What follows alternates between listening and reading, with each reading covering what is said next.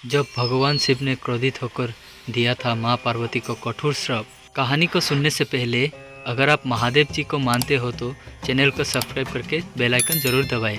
साथ ही कमेंट में लिखो हर हर महादेव। कथाओं के अनुसार भगवान शिव और माता पार्वती में अगाध प्रेम है, इसलिए इनकी जोड़ी को सबसे आदर्श जोड़ी और प्रेम का प्रतीक माना जाता है। लेकिन एक बार भगवान शिव माँ पार्वती से इतने ज़्यादा क्रोधित हो गए थे कि उनको श्राप तक दे डाला था।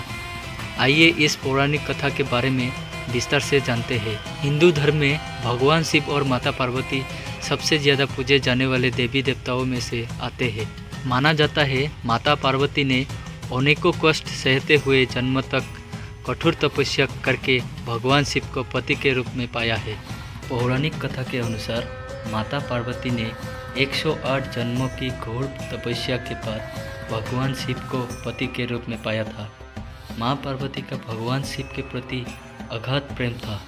एक आदर्श पत्नी की तरह माँ पार्वती भगवान शिव की सभी बातों का पालन करती थी और जब भगवान शिव को बोला करते थे तो उसको पूरे ध्यान से सुनती थी। एक बार भगवान शिव माँ पार्वती को ब्रह्म ज्ञान देने के लिए सृष्टि की कथा सुना रहे थे।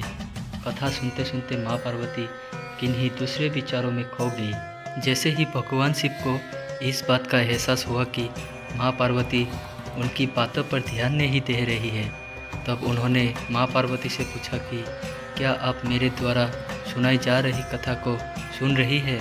लेकिन माँ पार्वती कहीं और खोई हुई थी, इसलिए उन्होंने भगवान शिव के सवाल का कोई उत्तर नहीं दिया। कुछ समय बाद जब माँ पार्वती का अपने विचारों से ध्यान भंग हुआ और वो अपनी दुनिया में वापस लौटी, तब भगवान शिव ने क्रोधित होते हुए माँ पार्वती से कहा कि आपने ब्रह्म ज्ञान का अनादर किया है। जब किसी से शिक्षा या ज्ञान लिया जाता है तब ध्यान भंग नहीं होना चाहिए और अगर ऐसा होता है तो ये दंडनीय है। इसके बाद भगवान शिव ने दंड स्वरूप माँ पार्वती को श्राप दिया कि अब आपका जन्म किसी मछुआरे परिवार में होगा।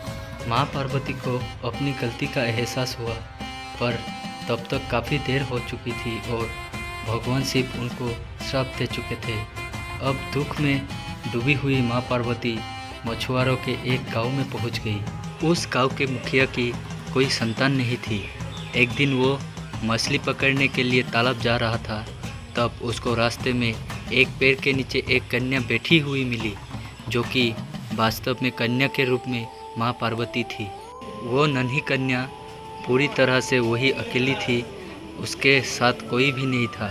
तब मछुआरे ने इस घटना को प्रभु की कृपा समझा और उस नन्ही कन्या को अपने साथ अपने घर ले आया। माँ पार्वती उसी घर में कन्या के रूप में रहने लगी। इस तरह माँ पार्वती को अपना एक जन्म भगवान शिव के श्राप के कारण मछुआरे के घर में काटना पड़ा। तो दोस्तों, आप लोगों को कहानी कैसी लगी कमेंट करके ज़रूर बताएं।